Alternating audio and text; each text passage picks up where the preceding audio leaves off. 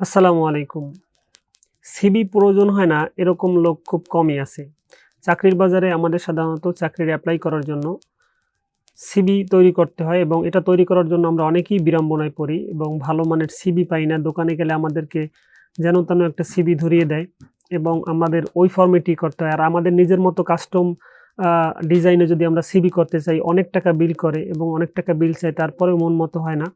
তো এজন্য আজকের ভিডিওতে নিয়ে আসলাম আপনাদের জন্য এক্সক্লুসিভ মানের কয়েকটা সিভির ফরম্যাট।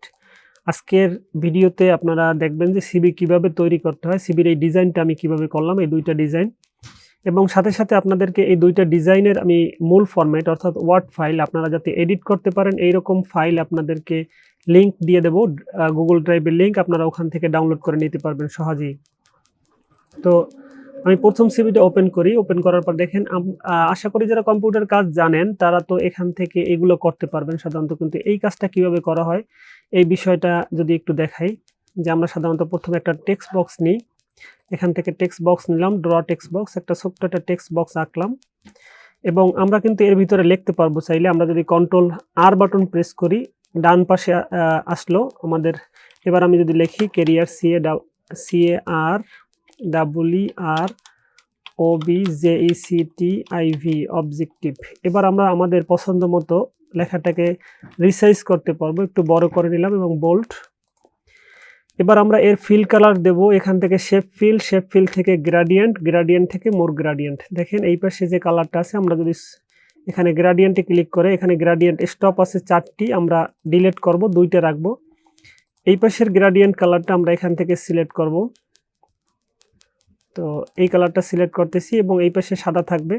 এবার এখান থেকে ডিরেকশন চেঞ্জ করে দেব। ডিরেকশন দেখেন এই পাশটা একটু গাঢ় এবং এই পাশটা একটু হালকা। আমরা যে কোনো কালার দিতে পারি চাইলে। এখান থেকে এই ডান পাশের কালারটা আমরা যে কোনো কালার দিতে পারি এবং এই পাশের কালারটা আমরা অবশ্যই হোয়াইট করে দেব। এভাবে আমি অন্য একটা কালার ব্যবহার করতেছি, দেখেন এই। এবার আমরা চাইলে কিন্তু এই কালারটা হোয়াইট করে দিতে পারি। এখান থেকে হোম থেকে এভাবে হোয়াইট করে দিতে পারি। এই ফন্ট কালারটা অবশ্যই পরিবর্তন করে দিতে পারি এভাবে, যদি গাঢ় কালার হয়। আর যদি হালকা কালার হয় তো কোনো সমস্যা নাই।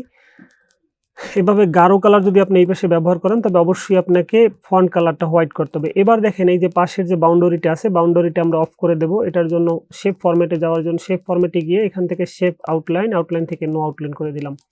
জাস্ট কাজ কিন্তু শেষ। এবার আপনার যে জায়গায় এটা দরকার আপনার ওই জায়গায় নিয়ে এটা বসাই দিলেই হবে শুধুমাত্র। তবে মনে রাখবেন পাশের লেআউট অপশনে যেয়ে বিহাইন্ড টেক্সট করলে এটা কিন্তু বিহাইন্ড টেক্সট করলে যে কোনো জায়গায় মুভ করা আপনাদের জন্য সহজ হবে।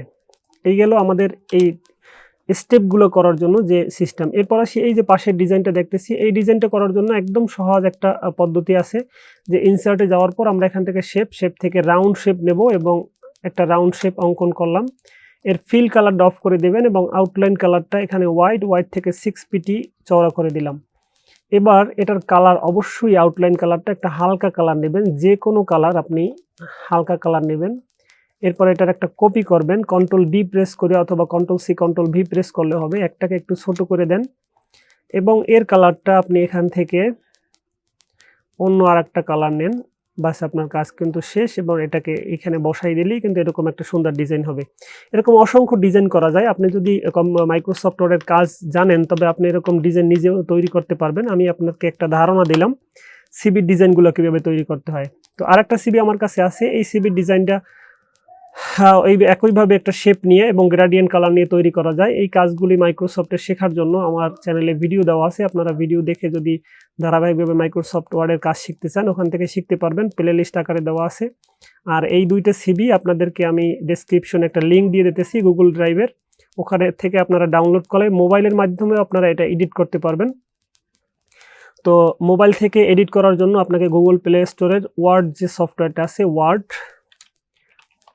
ওয়ার্ড ফর এপিকে অ্যান্ড্রয়েড, এখানে ক্লিক করলে দেখেন মাইক্রোসফট প্লে লিস্টে যাবেন। প্লে লিস্টে যাওয়ার পর আপনারা এরকম একটা সফটওয়্যার পাবেন। এই সফটওয়্যারটা ডাউনলোড করবেন এবং এখান থেকে আপনারা চাইলে এই ডিজাইনটাকে এডিট করতে পারবেন।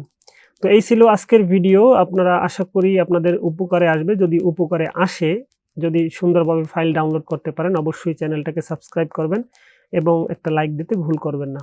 ভালো থাকবেন। আসসালামু আলাইকুম ওয়া রাহমাতুল্লাহ।